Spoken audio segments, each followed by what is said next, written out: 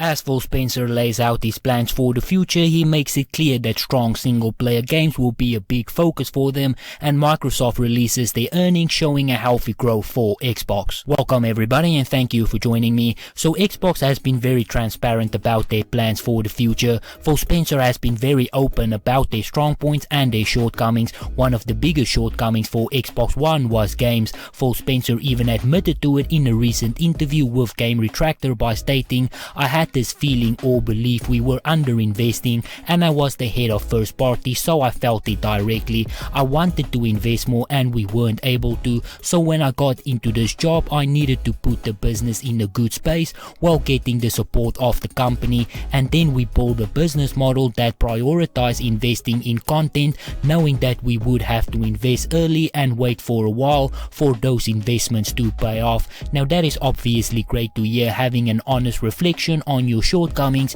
is the only way that you will grow, and I believe that on the game front Xbox has shown a lot of growth with a lot more to come. I stated in yesterday's video that I believe the future of Xbox looks great. Their heavy hitters might not be available launch day, but if you go and take a look at the games they have announced, there is plenty to be excited about. Now a big advantage PlayStation had over Xbox One this generation, as pointed out by Game Informer, links will be down in the description, please support the official source, was the fact that Sony had more single player experiences. With Xbox Series X, that is an issue Phil Spencer wants to fix, and buying 12 studios shows the commitment to fixing that problem. Now these studios are working on a number of titles, lots of them single player story driven games. One of those titles Phil Spencer referred to in the interview with Game Retractor was Tell Me Why, but we know that there are still plenty more to come. With the growth of Xbox Game Pass, Phil Spencer has also made it clear that they will test out a bunch of different business models. He is quoted as saying, "So for first party I would like for us to kind of experiment with different models,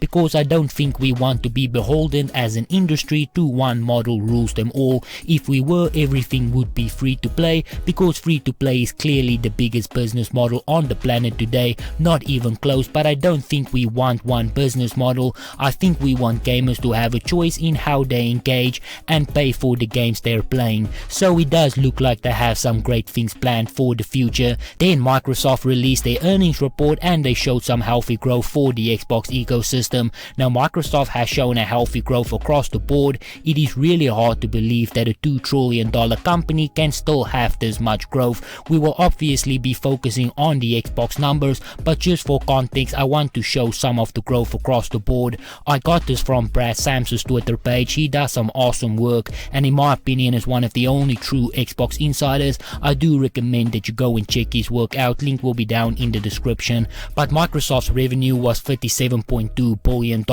and an increase of 12%. Operating income was $15.9 billion and an increase of 25%. Net income was $13.9 billion and an increase of 30%. Diluted earnings per share was $1.82, an increase of 52%. Microsoft 365 consumer subscribers increased to 45.3 million. Service revenue increased 37%, up 56% in constant currency.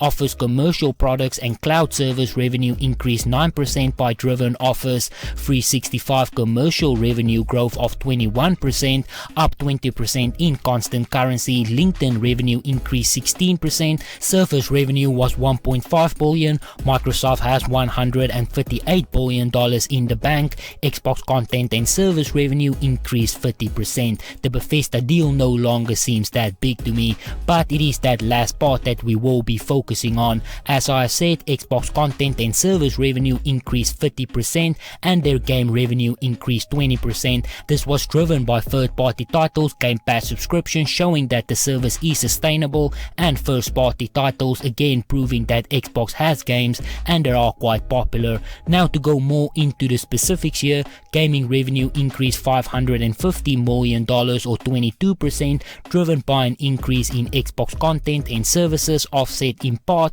by a decrease in Xbox hardware. Xbox content and service revenue increased $649 million or 30%, driven by growth in third-party titles, Xbox Game Pass subscriptions, and first-party titles. Xbox hardware revenue declined by 27%, driven by a decrease in volume of content consoles sold ahead of the new console launch.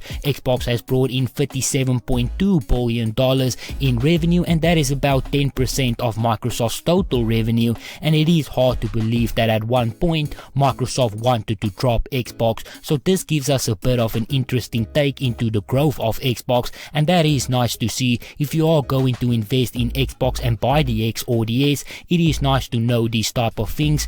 As I've previously said, when you buy a console, you are not only buying it for the launch lineup. The console cycle is long, and you need to look at the full picture and what is in store for you down the line as well, and these reports are showing the future of Xbox is great.